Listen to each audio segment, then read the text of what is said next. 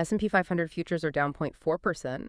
Nasdaq futures are flatlining, and the primary catalyst driving this morning's neutral sentiment tag is a direct collision between an AI capex shock and a massive global energy squeeze. The neutral tag is a mathematical illusion, frankly. You look at the tape. Wall Street is actively pulling capital away from risk. We've got severe tech vulnerability hitting head-on with elevated bond yields, and capital is aggressively seeking shelter before the open. Well, let's isolate the internal market bleed first, because if you're reading today's institutional desk note for Friday, July 24, 2026, the central conflict is this AI capex shock. Alphabet dropped 7% and Tesla plunged 14.5% post-earnings. The institutional mandate shifted overnight. It went from, growth at any cost to prove your return on invested capital. Right. Portfolio managers are actively stress testing these massive capital burn rates right now. Right. I mean, it requires billions in semiconductor hardware, data center cooling, power generation. But from Silicon Valley's perspective, this is an existential arms race. If they stop spending, they risk losing market dominance for the next decade. But look at the institutional time horizons. A Manhattan portfolio manager, evaluated on quarterly performance, can't afford to fund a 10-year arms race if it completely hollows out free cash flow in 2026. So an earnings beat is irrelevant if the spending required to get there degrades the operating margin. That's effectively putting a hard ceiling on the Nasdaq today. The real risk here is that the market is telling big tech the era of unlimited budget approval is just over. And when you combine that internal bleed with the external macro environment, the structural risk becomes severe. Which brings us to the external pressures. Brent crude oil has pushed back above the $100 per barrel mark. It's sitting at $100.08 right now, and WTI crude just crossed $91.50. And that rotation into the energy sector, the XLE, isn't just a speculative momentum play, it's a mechanical flight to hard assets. We have escalating conflicts in West Asia directly threatening the Red Sea shipping lanes. Right. Maritime logistics are being forced to reroute around the Cape of Good Hope. That adds thousands of nautical miles, severely strains tanker supply, and spikes maritime insurance premiums. The bond market is telling a different story than the equity bulls here. The fundamental cost of moving physical goods has structurally increased, creating sticky supply push inflation. There is absolutely nothing the Federal Reserve can do about it with monetary policy. Which is exactly why the 10-year U.S. Treasury yield is locked between 4.65% and 4.70% this morning. And the U.S. dollar index, the DXY, is holding firmly above 101.30. You have to connect the plumbing for the institutional side. Elevated yields push the risk-free hurdle rate higher. That directly compresses the valuations of long-duration, high-multiple AI and semiconductor stocks. At a 4.70% 10-year yield, the cost of equity rises across the board. Every discounted cash flow model is being aggressively rewritten pre-market. The denominator is expanding. That is duration compression in real time. If a fund manager can secure a guaranteed 4.70% yield holding U.S. government debt, the required return to justify holding a hypervolatile capital-burning AI stock becomes astronomically high. Despite that macro headwind, we have some pre-market gappers. Intel beat Q2 expectations with $16.1 billion in revenue and $0.42 adjusted EPS.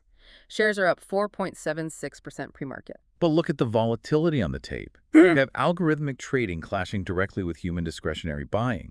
The algorithms are shorting based on the massive gap restructuring charges. Right, the severance, the asset impairments, lease terminations, but human institutional buyers are looking past the accounting noise. They're buying the underlying $16.1 billion revenue print because it validates robust server demand. That optimism is completely erased if we break key structural levels. Intel must hold $33 to confirm a bottom. If it loses that, it signals macro fears have overpowered the micro-earnings story. And the risk models open a trapdoor straight down to $30 if $33 breaks. That is a 10% air pocket. We also have SAP up roughly 6% to around $155 on strong cloud growth resilience. SAP is proving enterprise software can still attract capital in a high-rate environment, but only if they deliver immediate margin expansion. They need to hold $155 to target new 52-week highs near $160. Lose $150 and it triggers a severe retracement. Institutional patience is razor thin. Lockheed Martin, on the other hand, is actively capitalizing on those geopolitical tensions, attracting heavy institutional volume to test $485. And waiting in the wings for a pre-market release, we have American Express with a $4.40 EPS consensus.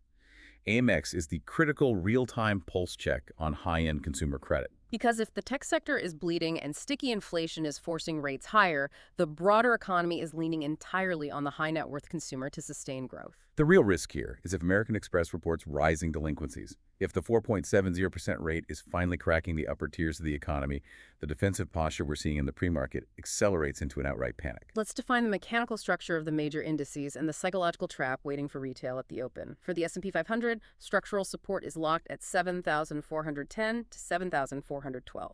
And if we lose that zone, the floor is removed, targeting a drop to 7,350. Resistance on the upside sits heavily at 7,460 to 7,485. For the Nasdaq, the support floor is at 25,000 to 25,100, and resistance is clustered at 25,350 to 25,500. Those resistance zones represent massive overhead supply.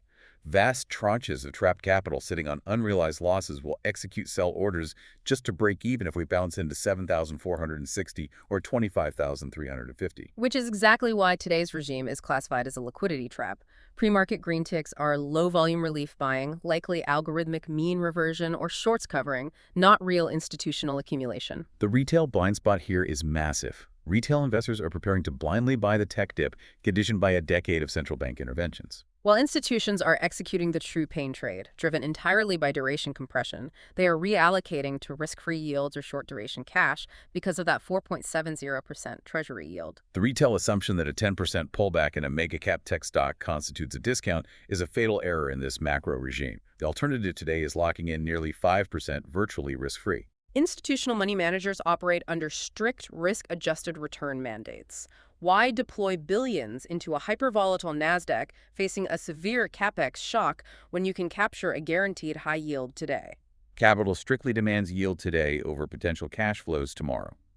So when the opening bell rings and retail steps in with market buy orders, they are simply providing exit liquidity for institutional block desks. It's distribution disguised as a bargain. Retail buyers end up trapped in structurally overvalued positions, while the smart money sits safely in bonds. The actionable execution strategy for you as you navigate today's session is pure capital preservation. Respect the hurdle rate and do not attempt to fight the yield curve. The parameters are absolute. Until the 10-year Treasury yield drops firmly back below the 4.50% threshold and the US dollar index breaks below 100.50, any tech rallies completely lack institutional conviction. Keep your duration short and protect profits in high multiple tech holdings. And that defensive posturing ties deeply into the ultimate macro catalyst hovering just over the horizon. You need to keep significant dry powder ready for next week's Federal Open Market Committee decision. The Fed is walking into an impossible structural bind. We have crude oil surging past $100, stoking the exact kind of supply push inflation the central bank is mandated to destroy. But simultaneously, massive tech valuations are crumbling under high borrowing costs. The AI infrastructure build-out is threatening corporate margins, which risks stalling broader economic growth. If they cut rates to stimulate growth, they pour gasoline on an already volatile energy inflation spike. If they hold rates high, they guarantee further duration compression, which accelerates the tech sell-off and potentially fractures the broader economy. And there's a forward-looking dynamic here for you to consider beyond today's opening bell. If this liquidity trap persists and the hurdle rate remains punitively high, what happens to the private markets? The downstream effects of a prolonged VC freeze would be catastrophic for the innovation pipeline. Public megacaps like Alphabet and Microsoft have the balance sheets to survive a capex shock. But if the broader startup ecosystem is starved of capital, do we see a massive, multi-year stall in global AI innovation? And does that capital starvation in the West hand a permanent structural advantage to state-sponsored tech sectors in other countries? Systems that don't rely on the whims of the U.S. bond market to fund their technological dominance. It is a profound geopolitical consequence of a mechanical financial shift. Keep your eyes on the yields, respect the technical levels, and approach the open with extreme caution.